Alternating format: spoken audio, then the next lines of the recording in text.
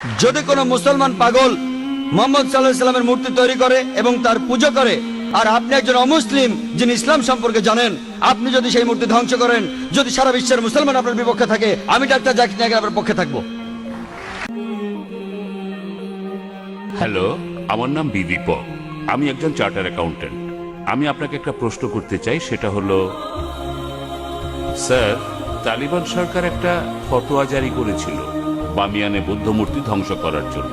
বলা হয়েছিল সেটা ইসলামের বিরুদ্ধে। আমি জানতে চাই এটা আসলে ইসলামের বিরুদ্ধে কি না।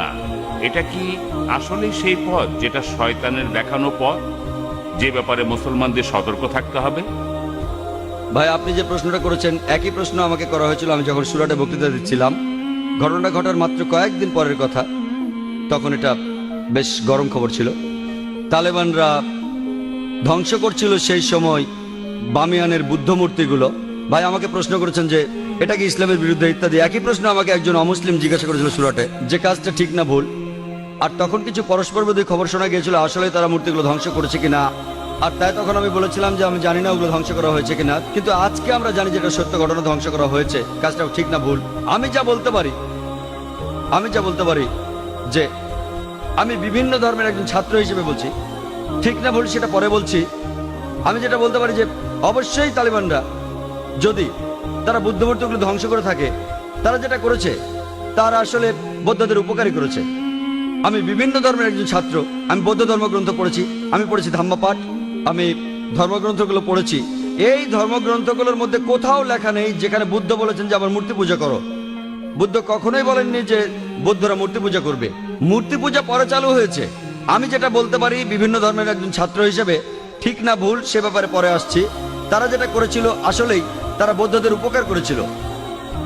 আর বৌদ্ধ ধর্মগ্রন্থের মধ্যে কোথাও লেখা নেই তার মূর্তি বানাতে হবে। এবার প্রশ্নটাতে আসি। এই প্রশ্নটা আমাকে এক সাংবাদিক করেছিল ব্যাঙ্গালোরে, যে শুধু এই কারণে ইসলাম মনে করে মূর্তি পূজা করা একেবারে নিষিদ্ধ। অন্য ধর্মে আছে, খ্রিস্টান ধর্ম বলে, যদি আপনি পড়েন ওল্ড টেস্টামেন্ট, এটা বলা হচ্ছে বুক অব ডিউটেরোনমিতে 5 নম্বর অধ্যায়ে 7 থেকে 9 অনুচ্ছেদে। এছাড়াও বুক অব এক্সোডাসে 20 নম্বর অধ্যায়ে 3 থেকে 5 নম্বর অনুচ্ছেদে বলা হয়েছে আমাকে ছাড়া অন্য কারো উপাসনা করো না, আমার উপাসনা করতে কোনো প্রতিমা তৈরি করো না, আমার কোনো রূপক তৈরি করো না উপরের স্বর্গ নিচের পৃথিবী অথবা পৃথিবীর নিচের সমুদ্র থেকে। তাদের সামনে নতজানু হয়েও না, তাদের সেবা করো না, কারণ আমি ঈশ্বর সৃষ্টিকর্তা খুব ঈর্ষাপরায়ণ। তাই খ্রিস্টান ধর্ম অনুসারে, ইহুদি ধর্ম মতে মূর্তি তৈরি করে তাকে ঈশ্বর বলা একেবারে নিষিদ্ধ, একইভাবে নিষিদ্ধ ইসলামেও। তো আমি যখন উত্তর বললাম তারা বৌদ্ধদের উপকার করলো, তখন প্রশ্ন করেছিল যে মূর্তি ভেঙে এই তালেবানরা তারা কি দুঃখ কষ্ট দেয়নি লক্ষ লক্ষ বৌদ্ধদের? আমি বলেছিলাম হ্যাঁ। তাহলে ইসলাম কি অনুমতি দেয় লক্ষ লক্ষ বৌদ্ধদের দুঃখ কষ্ট দেওয়ার?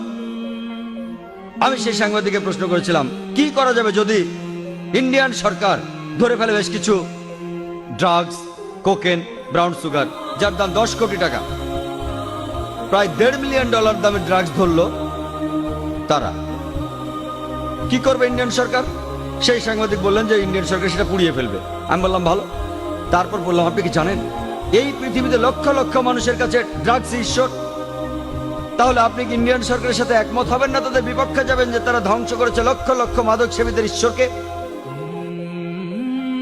কারণ ইন্ডিয়ান সরকার মনে করে যে ড্রাগস ক্ষতি করে শরীরের জন্য, তারা যা করছে ঠিক করছে, যদিও সেটা কষ্ট দিচ্ছে লক্ষ লক্ষ ড্রাগ এডিক্টেডদের, কিন্তু এটা ঠিক না জেনেই তারা পুড়িয়ে ফেলছে। আপনি সেখানে গিয়ে ইন্ডিয়ান সরকারকে বলতে পারেন না যে কেন ড্রাগস পড়াচ্ছেন, এডিক্টেডদের খারাপ লাগবে। তাই একইভাবে আফগানিস্তান, সেখানকার সরকার, এটা তাদের সম্পত্তি, ওই মূর্তিগুলো তাদের সম্পত্তি। যদি তারা এই কাজ করতো অন্য কোনো দেশে তাহলে আপত্তি জানাতে পারতে। তারা তাদের দেশে এটা করেছে, এটা তাদের সম্পত্তি, তাদের পছন্দ হলে তারা রাখবে, ইচ্ছে হলে ধ্বংস করে ফেলবে। আমরা আপত্তি জানানোর কে? আমরা কে? আর এছাড়াও যদি আপনি দেখেন যে লোকজন নিজেদের মধ্যে বলা বলি করছে যে ইন্ডিয়ান সরকার খুবই সহনশীল। আপনি কি জানেন যে বোম্বেতে যখন আপনি ডোমেস্টিক এয়ারপোর্টে আসবেন, সান্টা ক্রুজ এয়ারপোর্টে, যেখানে একটা বড় মূর্তি ছিল মহাবীরের হোটেল জালের ঠিক সামনেই মূর্তিটা ছিল নগ্ন। তারপর লোকজন আপত্তি জানালো, তখন মূর্তিটার সামনে একটা দেয়াল তুলে দেয়া হলো। তারপর কয়েক মাস পরে তারা সরিয়ে ফেললো মূর্তিটা। এই একই লোকগুলি যারা আপত্তি জানালো মূর্তির ব্যাপারে, সেই লোকগুলো নিন্দা জানাচ্ছে আফগানিস্তানকে। কেন? একই লোকগুলো আপত্তি জানালো রাস্তার উপর একটা মূর্তির ব্যাপারে। দেখলেন, আপনি কি জানেন ইন্ডিয়াতে জৈন ধর্মের অনুসারীর সংখ্যা আফগানিস্তানের বৌদ্ধদের চেয়ে বেশি? তাই যখন বোম্বের সরকার সেই মূর্তিটাকে সরিয়ে ফেললো, যাকে মনে করা হয় ঈশ্বর, যাকে মনে করেন তীর্থঙ্কর জৈনরা, আর জৈন ধর্মের অনুসারীর সংখ্যা ইন্ডিয়াতে যারা আছে আফগানিস্তানের বৌদ্ধদের চেয়ে বেশি, সেই সময় কি আপত্তি তোলেনি? আর যখন আফগানিস্তান সরকার এটা করছে তখন আপনি আপত্তি জানাচ্ছেন কেন? এই দুই মুখ নীতি। কারণটা হচ্ছে ওয়ার্ল্ড ব্যাংক। জৈনরা কি দুঃখ পায়নি যখন জৈনরা একটা মূর্তি রাখলো মহাবীরের, যাকে তারা মনে করে তীর্থঙ্কর? আপনি কেন আপত্তি জানাবেন? ঠিক তখনই সবাই বলে উঠলো যে সরাতে হবে মূর্তিটা, সরাতে হবে মূর্তিটা। আর সেই লোকগুলো আপত্তি আর নিন্দা জানাচ্ছে, কেন তোমরা ধ্বংস করলে বামিয়ানদের বুদ্ধ মূর্তিগুলো? দুমুখ নীতি। আর তাই আমাদের মানুষ হিসাবে নেওয়া উচিত একমুখ নীতি। এক একবার এক এক রূপ ধারণ করা, এই নিয়ম ভালো না। আমি যেটা মনে করি এটা তাদের সম্পত্তি। ধরেন একজন অমুসলিম একটা বাড়ি কিনলো, সেই ঘরের মধ্যে খোদাই করা আছে কাবা শরীফ। ধরেন কাবা শরীফ, যদি সেই অমুসলিম কাবা শরীফ পছন্দ না করে আর সেটা ঢেকে ফেলে, কে আপত্তি জানাবে? যদি কেউ। আর বিশ্বাস করেন, যদি কোনো